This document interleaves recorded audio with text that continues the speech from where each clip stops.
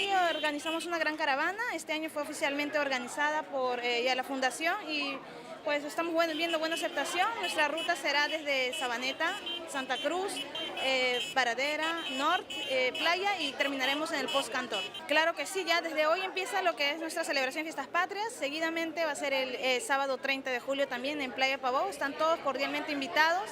Desde las 12:30 hasta las últimas. Está toda la colonia peruana invitada y demás nacionalidades también. Habrá comidas típicas, música variada y bueno, todo el ánimo de la gente y para poder compartir con todos. ¿Qué tan grande es la colonia peruana? Pues es muy grande, yo creo que ya somos estamos ya creo que en el segundo lugar, ya una de las colonias más grandes, desde ya el año 90, poco a poco hemos ido creciendo y pues ahora estamos tratando de organizarnos para hacerlo más grande, para que la gente nos pueda conocer más, nuestra cultura y nuestras celebraciones.